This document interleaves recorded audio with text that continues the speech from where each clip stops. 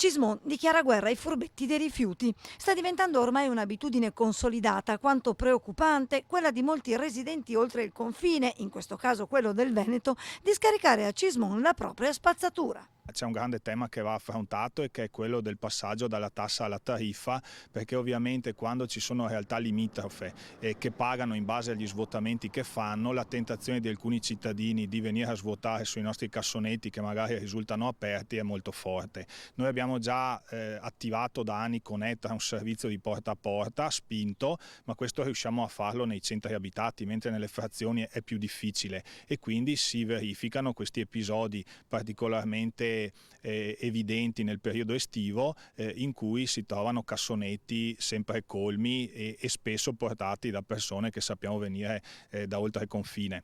E il problema, sottolinea Ferrazzoli, non è certo solamente quello della maleducazione dei cittadini. Questo dispiace perché aumenta i costi e su questo stiamo facendo un ragionamento con ETA per andare ad un sistema ancora più spinto. È ovvio che poi si apre l'altro discorso che è quello dell'abbandono incondizionato, perché laddove si paga il peso appunto spesso è forte la tentazione di abbandonarli in maniera diffusa sul territorio. Rispetto a questo però serve un'opera di prevenzione, di sanzione ma anche di educazione.